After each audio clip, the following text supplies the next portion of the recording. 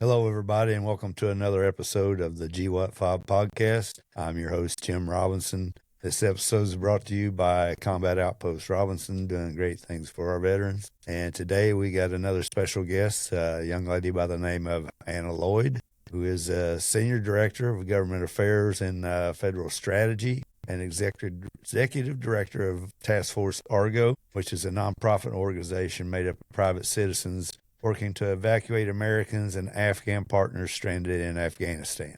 Anna, welcome to the show.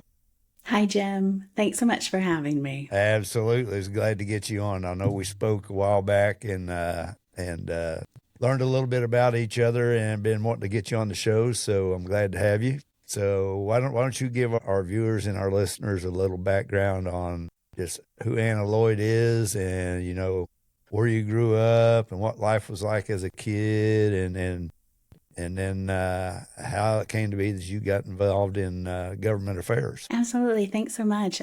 Before I go into myself, I want to just say thank you to you and your family and Thank to you. your own sacrifice and being a Gold Star family and your son who's passed away.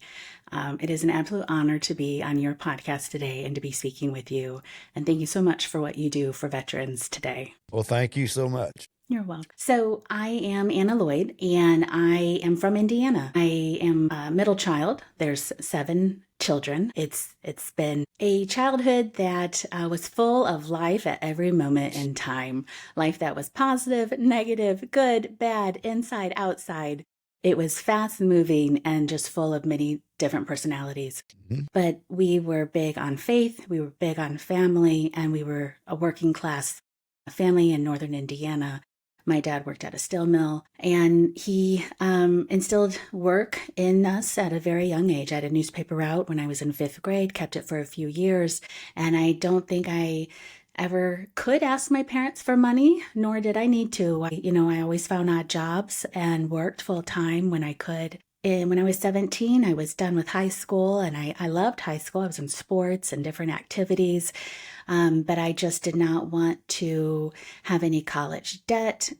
It was a heavy burden for some of my older siblings, and that incredible Marine Corps recruiter called me one too many times to where I finally gave in and said, fine, let's meet. And I took the ASVAB, and they said, you can be an electrician, you can travel the world. And I didn't know one single female in 1997 that was an electrician.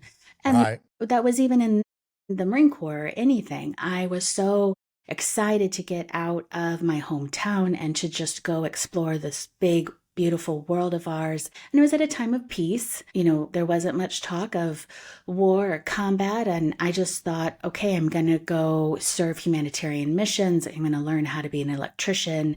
It's going to be great. So I joined. I had 2 years of schooling. It was that technical. Mm-hmm. And then I did 3 years in my first contract of active duty service in a unit. So my 5 years were up. I had 2 deployments. It was a lot. It was wonderful. I was tired of the debts and training and deployments and being gone all the time. Right. But the Marine Corps said, we want to keep you around. What about signal intelligence? Would you like to do that? And that was so intriguing to me. I moved over to signal intelligence. It was 1st Radio Battalion out of Camp Pendleton. Incredible work, incredible Marines, linguists. They could speak 3, 4, 5 languages. The radio reconnaissance platoon, they were assigned to infantry units during deployments. Just another world that was separate from my first 5 years I served in the Marine Corps. I was on now my 4th deployment, and my unit said, we're going to let you go home for 2 weeks, and then we want you back out here for another 6 months. And I'm like, Marine Corps, what? Marine Corps does 6-month deployments a year. Right. This is not happy about this one. Right. And I actually had staff NCOs that wanted to deploy that hadn't deployed yet. And I was already on my 4th deployment. And I had people back in the rear saying, Anna, come on, we share these deployments. I mean, you can have them. What is happening? Let's go talk to the sergeant major. So yeah, I had other staff NCOs that hadn't deployed yet. And at that time, the commandant of the Marine Corps said, everyone to the fight. He didn't say everyone to the fight 4 times, 5 times. Right. For promotional purposes, it was important for these staff NCOs to also have a deployment as well to be competitive for promotion. So I was I was sad to leave the Marines, but I was more than happy to let somebody else have that back-to-back deployment. So Right. when I returned, it was time to rotate to a new duty station. My time there was up. And the headquarters Marine Corps called and said, "What about I duty station in Chicago?" And I was like, "Wow, back to Indiana? That actually sounds pretty good. The hometown I wanted to get away from, I'm coming back to that. It's nearby. That sounds great." Right. Right. So I get there and I didn't know much about reservists, what the mission was, how much they worked and did. But I was excited to be back in the Midwest and to have a break from deployments. But what I found is that the collateral duties are, you're not gone 6 months, but you're mentally gone for 6 months with all the collateral duties you have. We had funeral detail, so many community activities, Toys for Tots, just you Right. were pulled nonstop to go represent the military at all these different functions. So while you worked, during the day, your evenings were committed to the community. And then the reserve would come and serve on the reserve weekend. And Jim, I remember that first time the reservist showed up for duty. I had a very senior Marine passed me in the hallway. He was bleeding he had a fat lip. He was bleeding a little bit. His knuckles were kind of bruised up, a little bloody. And I said, "What? Nice to meet you. I'm so and so. What's going on?" It's 8 o'clock in the morning. And he goes, "Yeah, I'm on the way to the corpsman's office. I'm a Chicago police officer. I just got off a night crew and I just broke up a domestic dispute. I need them to look at my hands and my lip." And I thought, wow, I love you guys even more. Right. Gone are any stereotypical active duty reservists, this barrier, this divide. Like, these are people who are out there serving America in their own right, Right. who choose to serve America on their own time and then back in the uniform during their free time. So I just was exposed to such a different part of military, and it has made me a better person.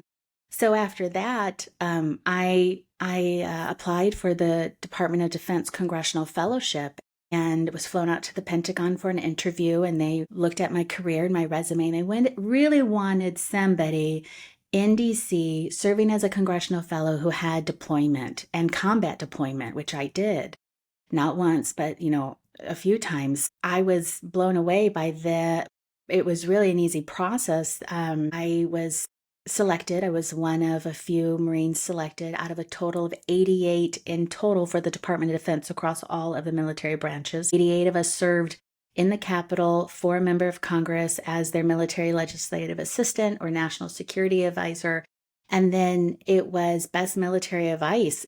We were really, really heavily relied upon for best military advice while we were on the Hill. Staffers are anywhere from 22 to 30 years old. And here is somebody who's 35 with 4 deployments, numerous trips to different countries, has served with all walks of life, all faith groups as well, right? Everybody in the military is a different faith. Right. It was such an incredible experience, and we were welcomed with open arms, and we were included. I had one staffer, one Marine in Chicago say, "Well, why do you want to go do that? You're going to be making coffee and taking out trash for a member of Congress." And I said, "Well, I might do that. I'm going to do this as well."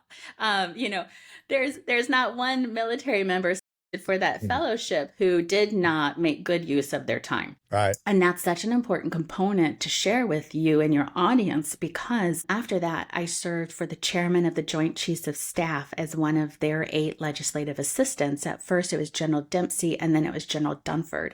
And I did that for over 3 years, and it was incredible. 3 phones, numerous layers of computer classification. You have to be the first to respond to any Right. member of Congress because damage control took up too much of your time.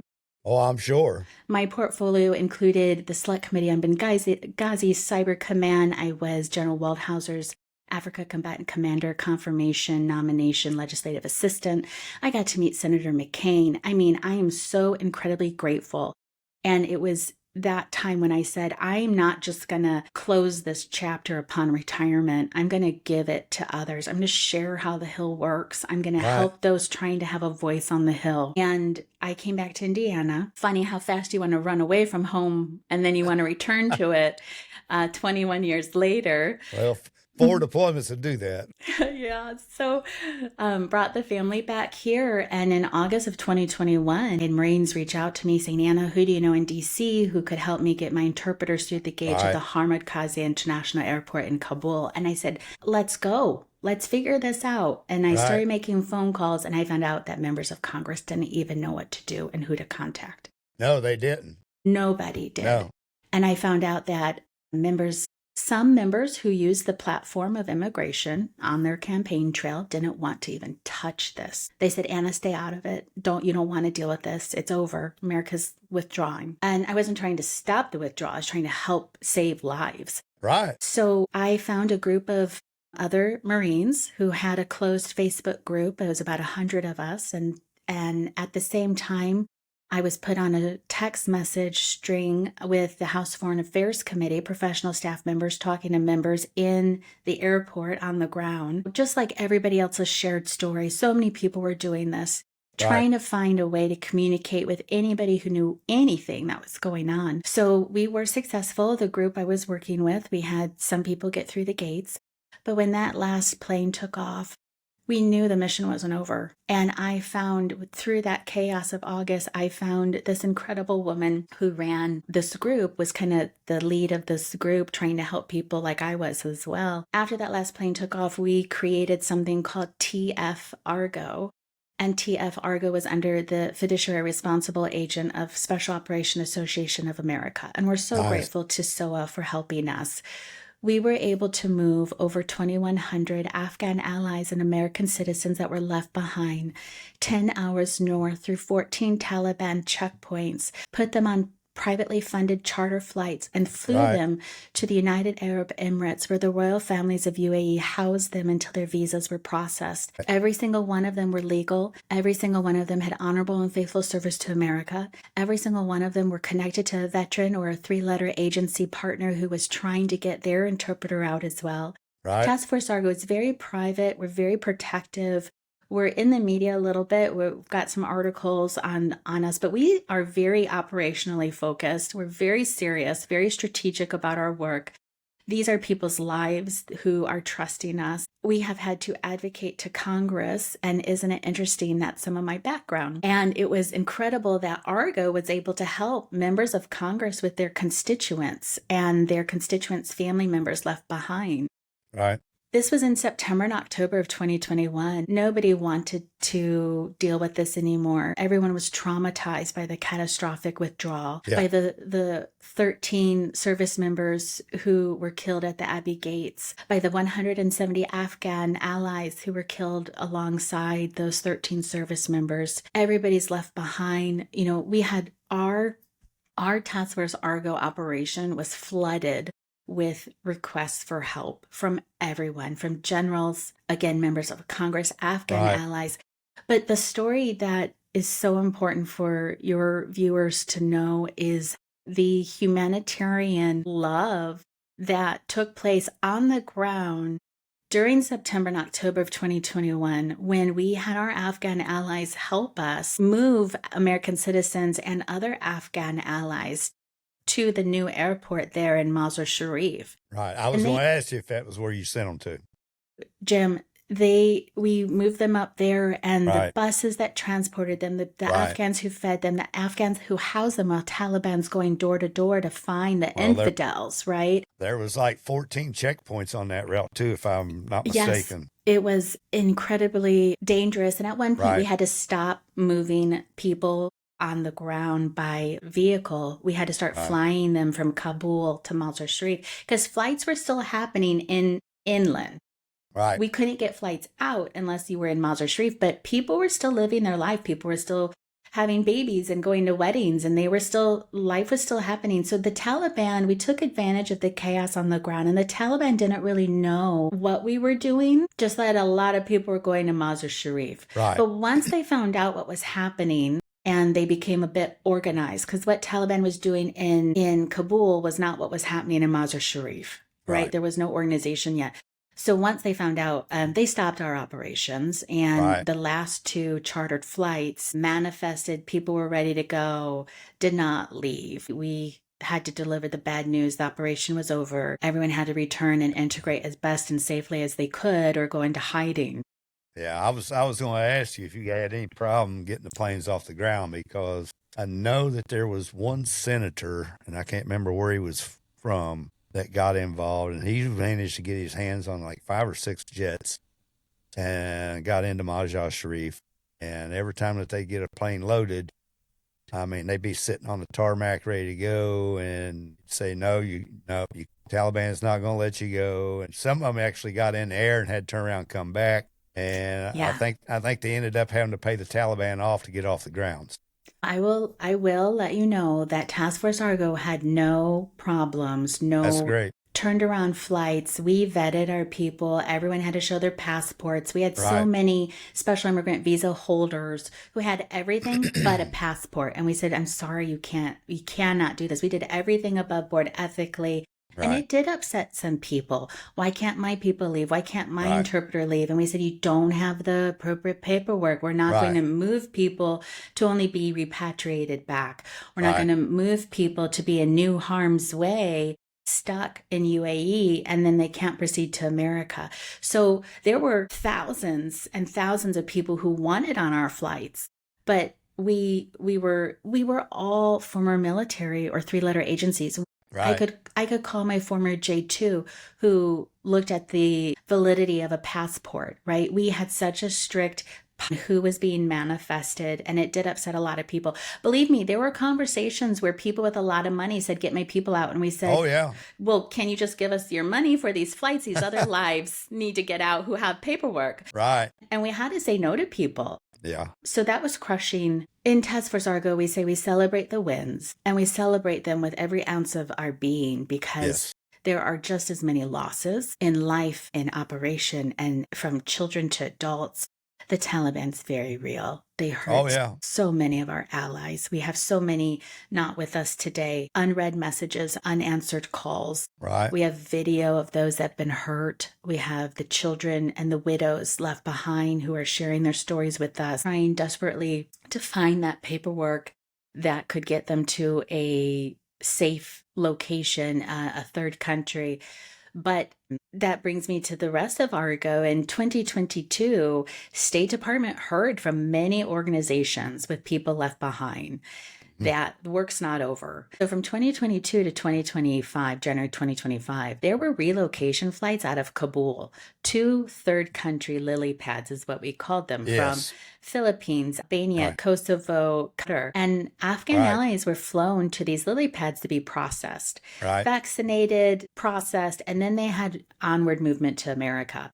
So the vetting that took place at the Hamid Karzai International Airport is completely different than what Argo did. And it's also completely different than what took place at a lily pad. Right.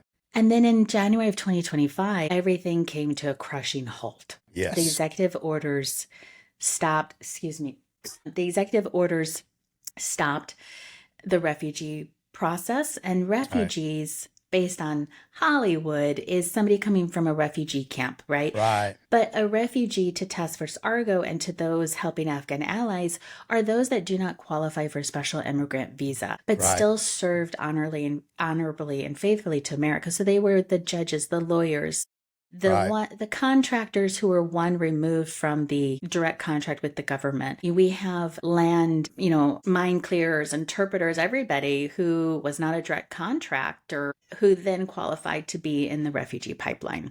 Right. So when that stopped in January 2025, we were devastated. But we also learned that the State Department funded International Organization of Migration, IOM, travel loan also stopped too. The travel loan has been in existence for many years, 20 some years, and it's to offer a 0% interest loan to anybody with a U.S. visa that needs help getting airfare to come to America. So Afghans traveled to third countries, Netherlands, Germany, Pakistan, Right. Tajikistan, to be processed at a U.S. embassy for their visa. And they received their visa. And then they said, okay, can I have the travel loan paperwork to sign? I agree to pay back the money for the airfare. The counselor section in the embassy said this is no longer an option. So now we've stranded Afghans again. And Right. Argo kept getting all these messages about it. And we said again, we cannot leave our Afghan allies behind. So it was 2021 all over again for some of Right. us in Task Force Argo, helping in 2025. We found some partners who offered free flights, flights paid for by airline mileage. It ended up, so many people needed our help. It ended up being a similar loan to the IOM travel loan. It was a loan for 0% interest. We had to have a funder fund and back the loan. So it wasn't just like a free loan, anybody could have it. We still had to have funding to back these loans. Right. Well, Task Force Argo and our partners moved another 1,900 Afghan allies that were left behind stranded with valid U.S. visas. So today, no Afghan ally will receive a special immigrant visa. The process has come to a halt. Right. Anybody with a special immigrant visa in hand, and we know the last one was issued in December of 2025, and visas are good for 6 months. Anybody with a visa in hand can continue to relocate to America. We know that to be true. CBP is not stopping them, checking them at the airport, but there's no return flight home, right? They're still allowed to proceed. But now Task Force Argo, for these last years, we've been helping to feed those in Afghanistan and Pakistan. Many are 95% of the population over there are starving. The Taliban has used any humanitarian food drops or anything coming in to support people that are of like mind, like them. And it doesn't go to the ones starving. Exactly. So we have the means to work with an American who can provide these food package deliveries, and it's literally saving lives. We had a handler. It is her story to tell, but it was a story of where a young child of the family, Afghan family, perished. And when she said why, they said he starved to death. And she said, why didn't you tell me? They said, we don't want to burden you anymore. So we said, we have to find a way to feed our Afghan allies. And that's what we do. And we're starting to look at third countries. There's some countries that still welcome Afghan allies, but it's not as easy as it was before. And we do not pretend. There's no false hope given to anyone. Task Force Argo is known for the very direct truth, the harsh reality.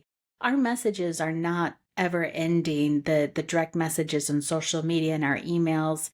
The pleas for help continue to come in, but we say we know we have no end date to when the special immigrant visa will now be accepted. We don't know if it will ever start up again. All right. But Jim, even if it started up again, Congress has only authorized 50,500 special immigrant visas, and we have used up almost all of them. We're down to about 5,000 that remain. Right. So we've never been naive to the fact that we won't be able to help everybody. We know that that's not going to happen. Right. And it's not feasible. I mean, you can't evacuate a whole country. That's right. And you don't want to do that either. No. If all the doctors and everybody leaves, who do the Afghan people have? But the Afghan females are in such dire need of support and help. They can't go to school.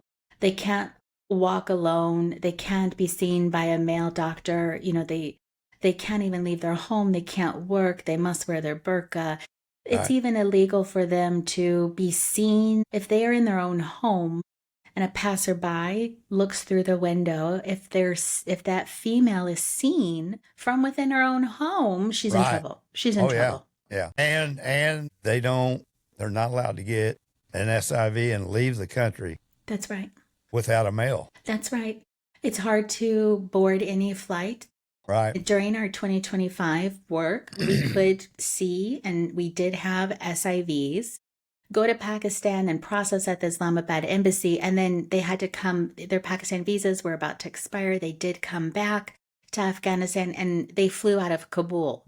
So we did know that international flights, the Taliban was allowing those to proceed out of Kabul. Any solo female traveler could not. They had to join some type of family cohort with a male escort. Right. And we really didn't It's same thing with Islamabad. We found that the Islamabad immigration authorities still allowed solo females to leave out of the Islamabad airport, but it was always after a line of questioning. And even there were times we were on the phone with them at the Islamabad staff, with them explaining what was going on.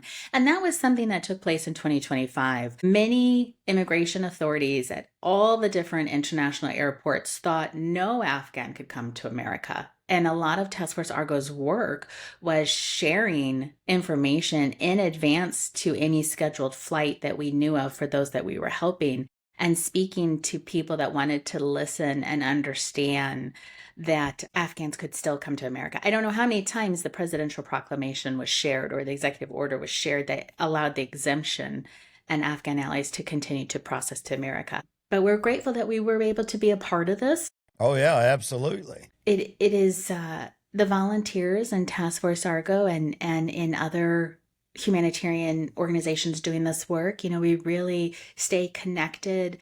It's traumatizing what happened in 2021. Back to my statement of we celebrate successes, whether it was a family I was helping or a family somebody else was helping, when anybody made it to safety, we all were thrilled. We all felt like we were a part of that. It was all of our success. And we do have many veterans struggling and civilians struggling over the whole Afghanistan withdrawal debacle. Yes. Absolutely. And we have been communicating with Congress of lessons learned, and we've been a part of congressional testimony and roundtables, and we hope to see improvements made. There's a lot of work that can be done on... Oh, I agree. Yeah. On who is responsible for NEO and how to...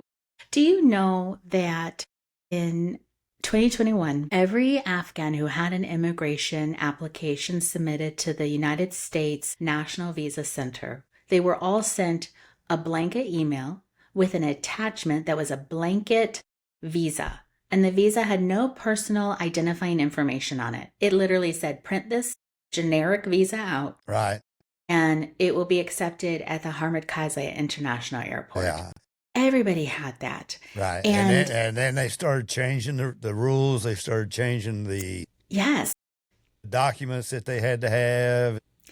Yeah. And also, not everybody in Afghanistan has a printer in their home. Exactly. So they went to a print shop, printed it out, and people started to catch on and make mass productions of it and then charge people money.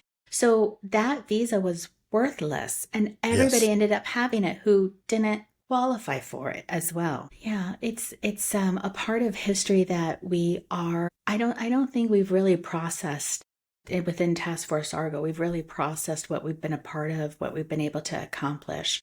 But we stay involved because the truth of it is that we're all volunteers, and we want to continue to help our Afghan allies not just find safety, but to be free from those that want to take advantage of the crisis they deal with.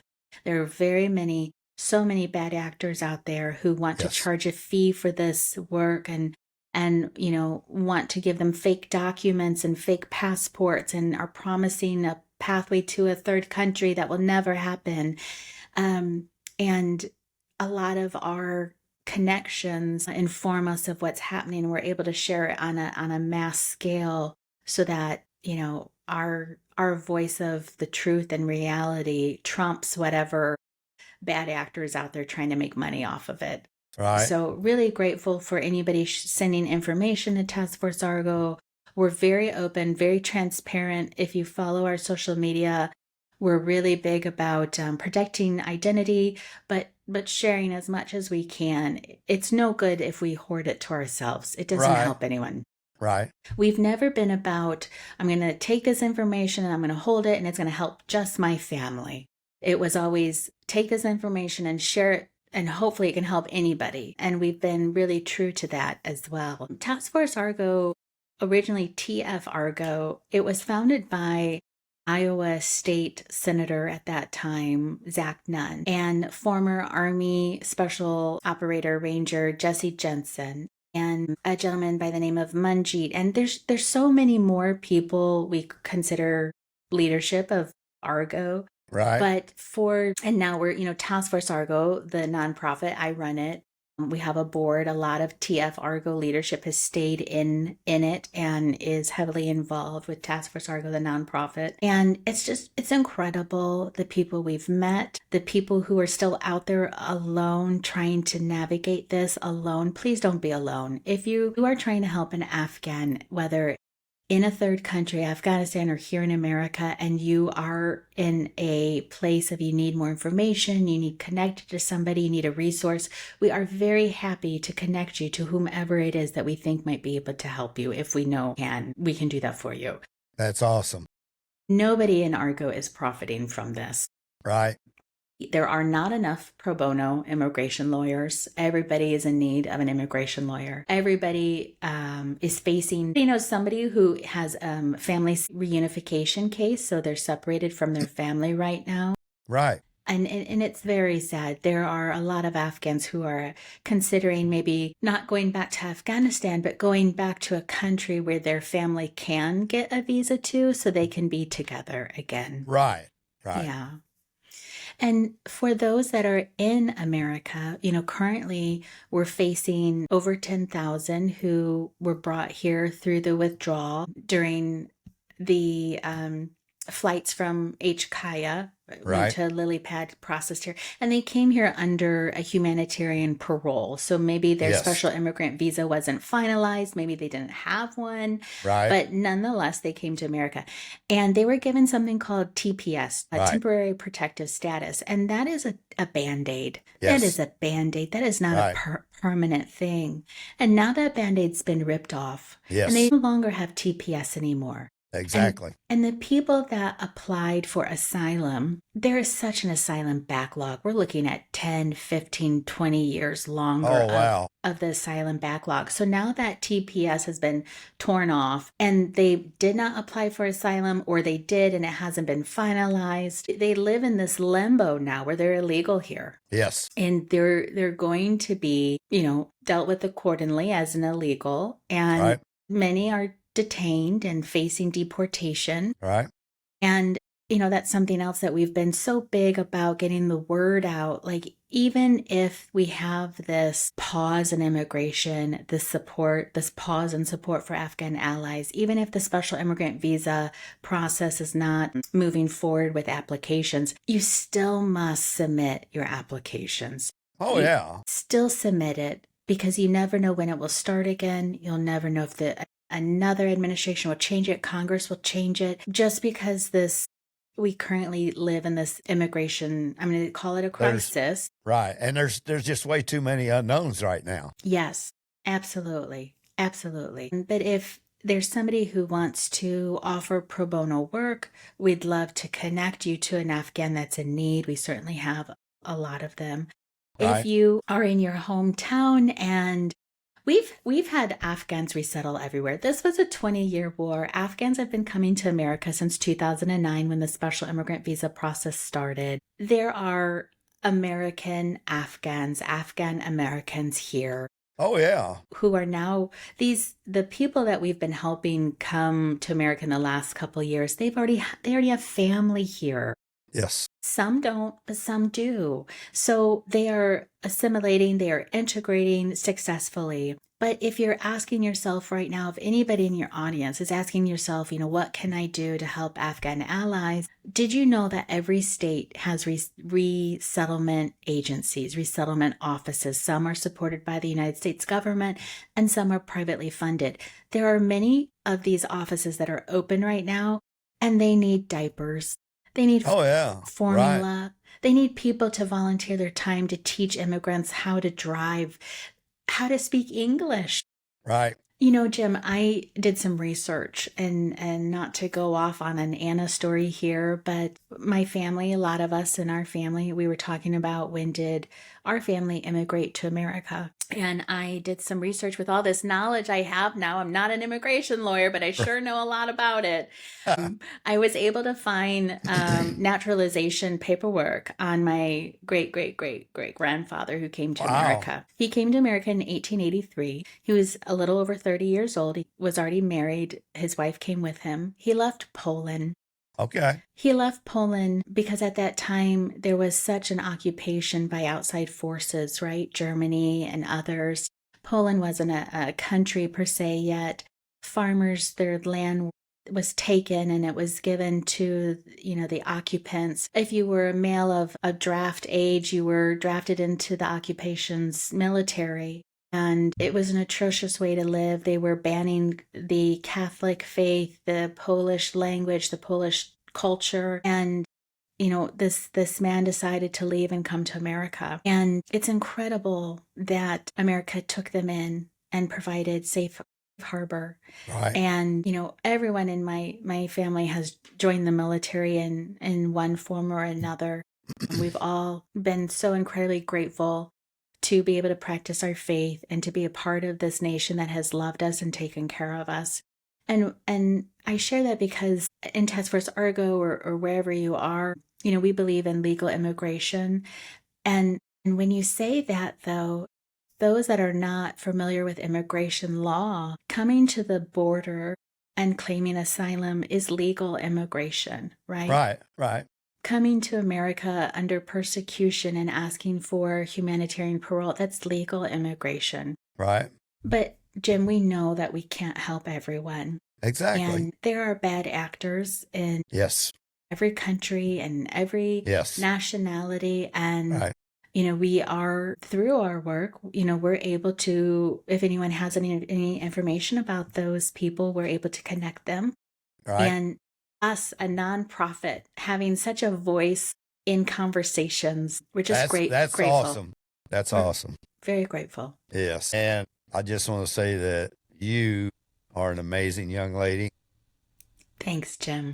And everybody at Task Force Argo is great people because you guys have stuck with this for several years now. And I know people that was involved in the digital Dunkirk movement.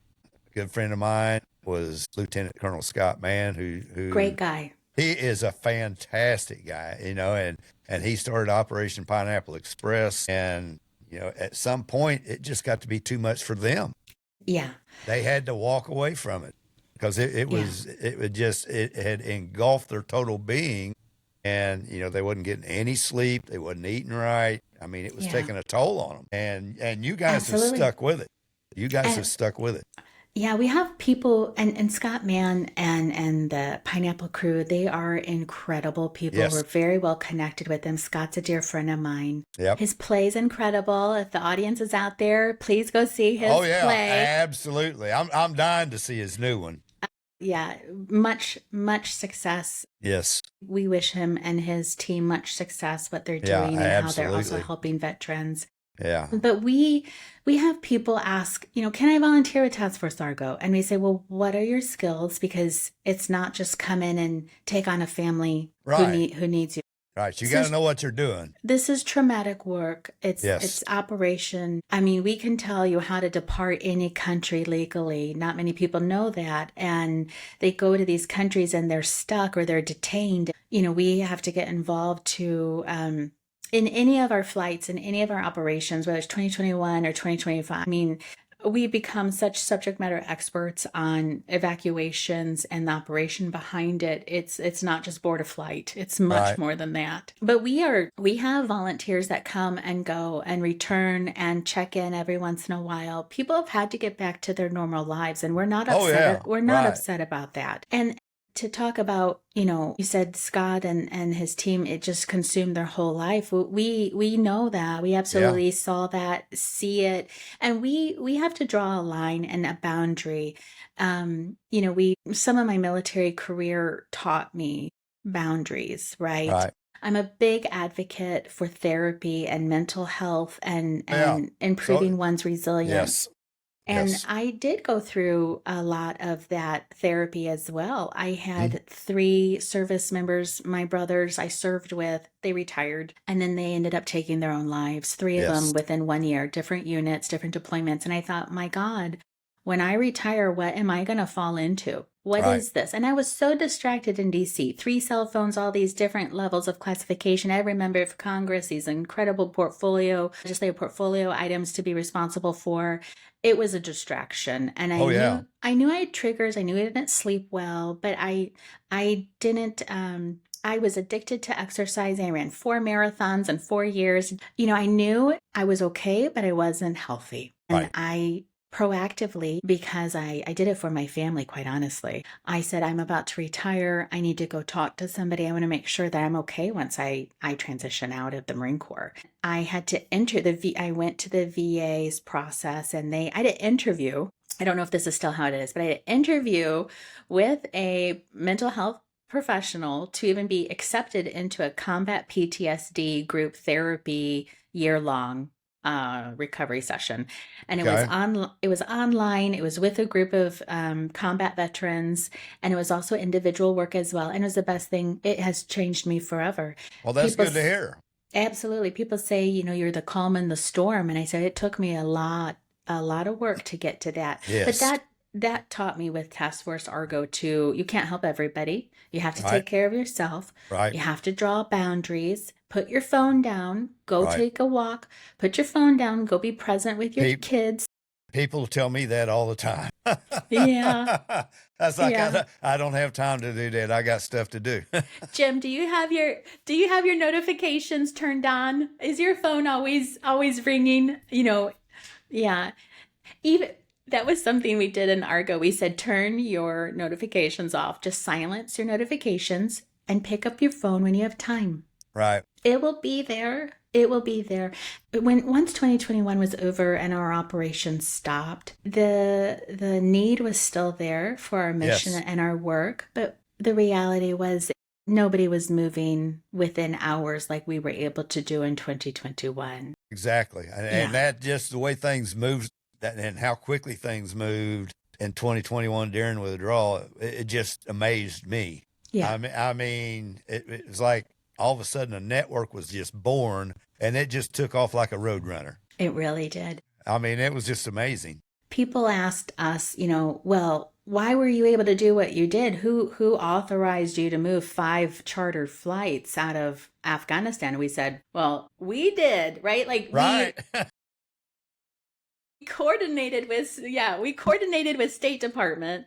We verified these people, called the American sponsors, looked up their immigration application status, validated their visas. Right. I mean, we did it all, but there was nobody to ask permission for. Exactly. You just did it. Yeah, that's right. And that's what it took. That's right. And I mean, the government wasn't moving. Jim, nobody was. No. There were so many people that didn't even want to acknowledge it, talk about it. Generals went on TV saying, they was bragging about it. Yeah. And what's that saying? I'm gonna be real. Like the one gentleman said, that didn't happen, not from where I was, not on my perch. Exactly. Are you exactly? And when the media said, "Oh, there's only 100 Americans left in Afghanistan," we had 100 on just one of our flights alone, and then we had other flights with more Americans and more Americans. And I've got stories of Americans left behind. There was a lot of lies and a lot of deceit during that time. Absolutely, very much so. And we just really hope that the House Foreign Affairs Committee, Senate Foreign Affairs, they can really work with State Department to improve NEO operations. I know as a Marine, when the Marines practice NEO operations, there's always the State Department stand-in filler. Somebody of a really junior rank gets to pretend to be State Department. Right. Maybe we could start having State Department really participate in these exercises. At least one liaison. But yeah, not to go on a soapbox. We've submitted our lessons learned already to Congress, and we hope that they're listened to. And there's this Afghanistan War Commission doing a lot of work as well. And there was it's called a shadow hearing about a week ago. It's not a congressional hearing for the record, but it was in the Capitol. It was with members of Congress, and they wanted to hear from those organizations still doing this work and to hear about what's happening with Afghan allies. And yes, Jim, there are some that have gone back to their best that they can do in Afghanistan, but there are no jobs. Oh, There's no. no food. Right. It's more needs to be done. We need attention on what's happening to Afghan females. And when we say Afghan allies, it is males and females. Oh, yeah. Yeah. Absolutely. Yeah, the females played just as big a part as the guys did. Yes, A absolutely. lot of them did. Again, with the lessons learned, the difference between Afghanistan and America with just paperwork alone. Records weren't kept very well in Afghanistan. Oh, right. Yeah. Females, mothers are not on their children's birth certificates. I don't know how many passports I read where it said FNU, which is first name unknown, in the last name portion of the passport. It's that backwards, right? They had a first name. Anyway, the record keeping has never been good. So that was another problem with getting a visa. And also, this stuff is being completed on a cell phone. They're not, many are not sitting down at a laptop with all the time in the world and all the safety. So nobody's looking over their shoulder, of filling out their emails and their applications. And also, we found many Afghans to have American sponsors that were not responsive at all to their pleas for a LOR or HR document. And everybody has had to go back to their life, right? But it's unfortunate that emails were unanswered. I get it. Maybe they served 10 years ago, 20 years ago with them, and they're not current with them today. But to just let an email be unread, it just at least reply saying, I will not help you, or, I cannot help you, or, I want to help you. What do I do? And Task Force Argo never, harassed American sponsors, but we always empowered the Afghan with how to have a conversation, how to request this information. And we never filled out paperwork for the Afghan. We always helped them to learn how to do it, pointed them in the right direction, had translations done so that they could understand what the paperwork was requiring of them. I was getting ready to bring that up because, a lot of them, they can't read English. So. Many can, but many cannot. You're right. You're right. Right. And especially the widows. Right. Widows of Afghan allies qualify for a special immigrant visa as well. And, talking with State Department, they created these programs at these lily pads while Afghans were there waiting, being processed. They did set up some type of recreational and educational programs, and they kept saying English as a second language, right? Right. English as a second language. We've got this wonderful English as a second language class. And we're talking with State Department saying, that's not going to work. Right. These females, some of these females don't even know their own first language. Right. So you need English. True. Yeah, it's so it was really great to have a continuous dialogue with State Department to share our information. That has come to an end. We do hope to have that door open back up again, but we do have the open dialogue with Congress. And now Task Force Argo, while the original founder, Zach Nunn, then Iowa state legislator, today, he's a member of the House of Representatives for the 3rd District of Iowa. He's not on a committee of jurisdiction to help our mission, right? Okay. He's not on the Armed Services Committee or Judiciary Committee or the Foreign Affairs Committee, committees that's helping his constituents. But he makes time to talk to these other committees, to, have conversations. And it's really great that people want to stay involved. And this has been a bipartisan effort, Jim. Bipartisan support across the aisle, bicamerally, both the Senate and the House. Constituents are needing information and support from their members of Congress. It has slowly gotten quiet now in 2026. While things are not public, we do still see support across the aisle and from both parties. That's good because there's not a lot of that going on right now. Right. It is. We wish it was louder. We wish it was more public. We wish things weren't so political. But one Afghan said it best. He goes, "It's okay, Anna. We're going to get through this. We've had ebbs and flows for the last 20 years. Maybe the new administration will help. Maybe this administration will change course. We'll be okay. We'll wait it out. And, sometimes we need our allies to talk to us with their real emotion and understanding and Yes, a different because perspective. they are a very, very humble culture. Yes. I mean, I recently had the pleasure of making friends with an Afghan. He's in the States now. He's been here about 3 years now. He's still struggling with English, but he's a fantastic human being. And it's so I don't want to say he's very respectful, but very kind. Very kind. Very kind. I mean, he's out of place here. Let's put it that way.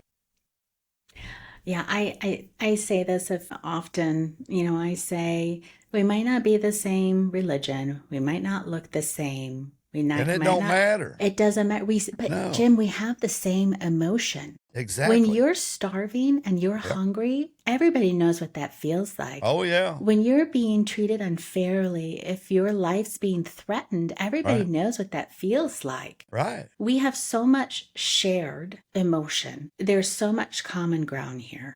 Yes.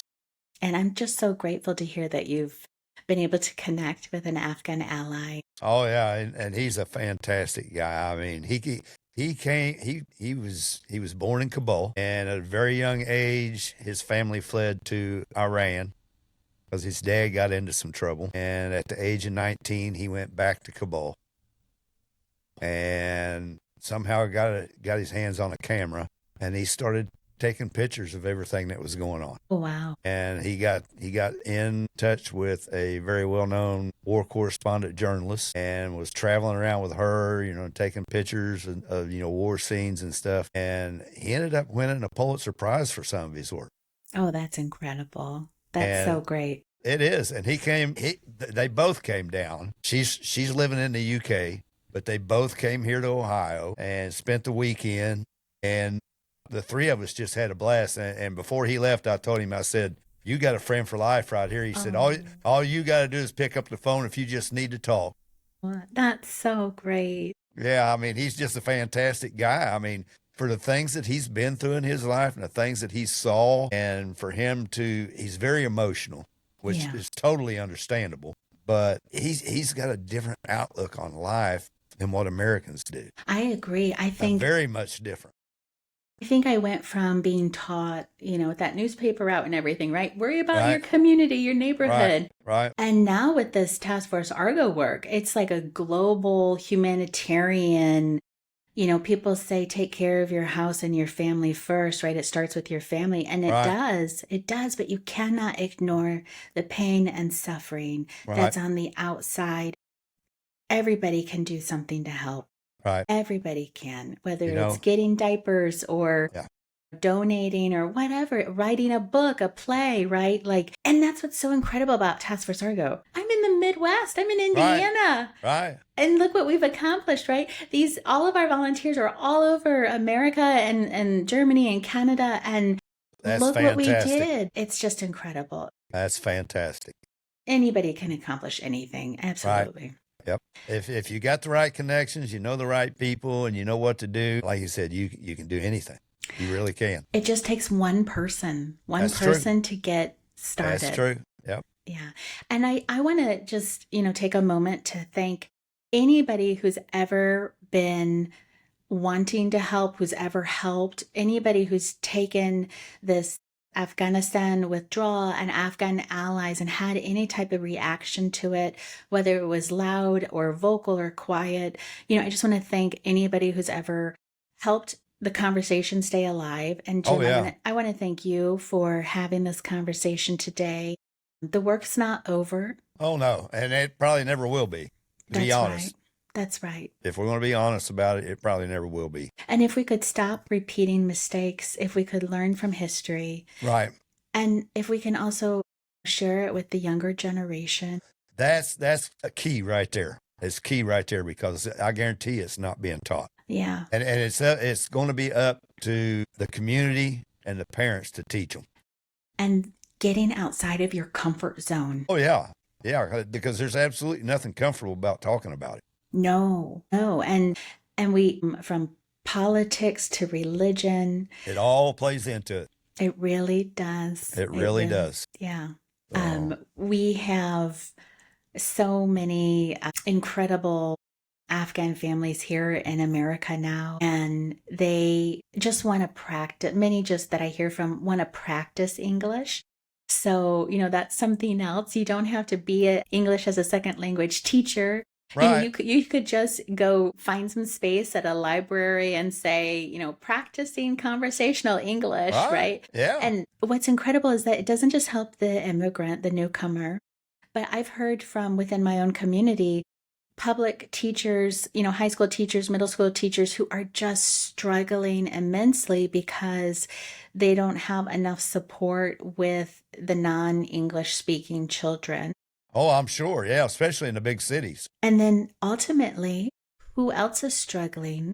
It's the other children who are English speaking that are not having that teacher's full commitment to the class. So it's just everybody's struggling. Oh, yeah. So there's always this problem touches every community. Everybody can get involved. And I call it a problem. It's a reality, whether it's a problem or not, it's a reality. And let's find a way to support everyone, Afghan allies, our teachers, the students, our community members. I agree. Always a way to help. I agree. And I find that if there's any resistance to this, it may just be a lack of understanding, a lack of knowledge. Right.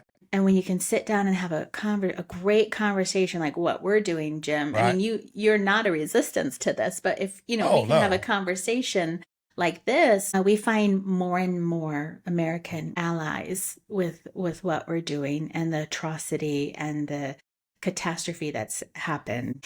And there's quite a few Afghans I've reached out asking, about this quote unquote promise. I get both negative and positive reaction to this from the Afghan community.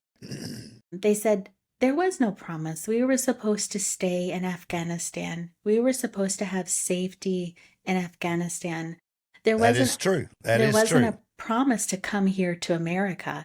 Right. And we talk about that, but then we do further the conversation to the promise of safety, right. in Afghanistan. That was also a promise. And I had a conversation with the gentleman I told you about, and because, I expressed my apologies to him over the withdrawal and the way it all happened. And I let him know my displeasure with how everything went down.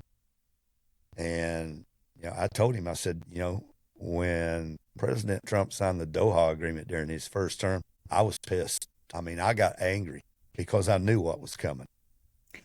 Yeah. And then when 2021 rolled in and everything started, That's very powerful. Yes. And I got even angrier during the withdrawal. I mean, and he told me, he said, it's not your fault. That's right. He said, it's not the U.S.'s fault. He said he blames his own people for all of that because they didn't stand up and take their country back like they was being trained and told to do. And there was a lot of corruption that took place. Oh, yeah. And it still is. And I can't speak to why the Doha Agreement was signed. No. The Afghanistan government wasn't included. They wasn't even involved. But I'm just throwing this out there, whether the audience likes it or not, I believe that there's something to the corruption within Afghanistan that may have been the reason contributing to why they weren't involved. But, we can talk about that night and day. But did you know that there was not just one Doha agreement signed? There were other Doha agreements signed after that changed the language. Nobody talks about this. No, I've never heard of those. Yes, nobody talks about how the Doha agreement with Trump is one, and then the new renditions of the Doha agreement with the Biden administration is something else. So new terms, new agreement based off of the original one. Right. You can Google it. You can talk. You can download the House Foreign Affairs report on this as well. It's there's so much to this. This is the first I'm hearing of this, so this is interesting. Yeah, there's so much to the diplomatic or the lack thereof attempt to withdraw, and then what was happening during the withdrawal, and then after the withdrawal. So there was a continuous conversation going on that didn't just end with that first Doha agreement. Yeah. Task Force Argo has been in quite a bit, and our network and our connections, there's just so much to all of this history. Right. Oh, I'm sure there is. Yeah. Yeah. And you really can't point your finger at one person for the collapse, for all of this. Right. This was a 20-year war. We should have done better back then.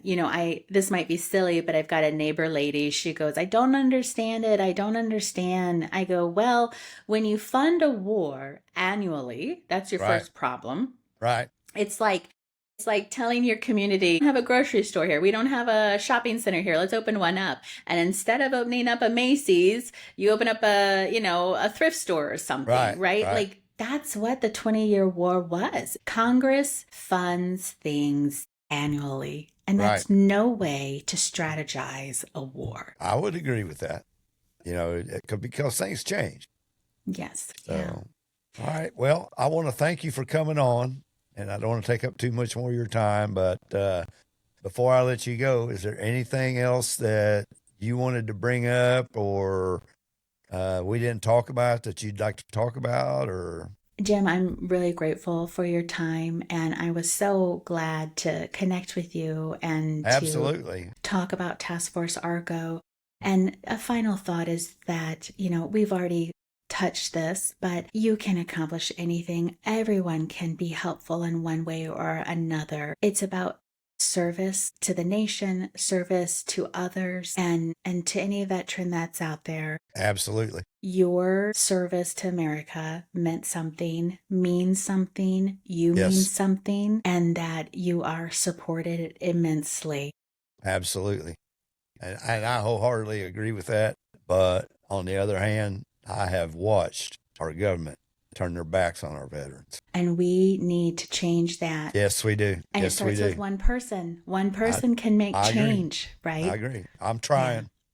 Yeah. And even if the United States government may treat veterans differently than how you and I want them to be treated, or how I want to be treated being a veteran. Exactly.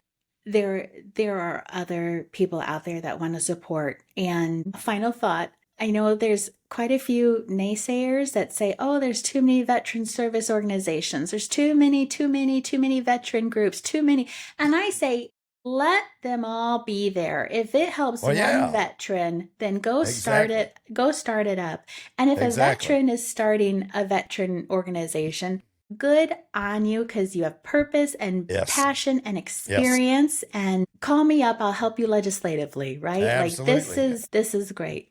Jim, it was really wonderful talking with you. You as well. And you've not heard the last of me. I'll tell you that. Great. Good. I look forward to this. You don't live that far away. And as soon as this weather breaks, I'd like to come over and meet you. Oh, please do. We could do lunch or something. That sounds wonderful. I look forward to that. Yes, sir. Absolutely. All right. Well, with that, we'll get off of here. And anybody out there, if you're a veteran, GWOT veteran especially, and you've got a story to tell and you'd like to come on the show and tell your story, reach out to us. There'll be an email link in the description below, and we'll see you on the next episode.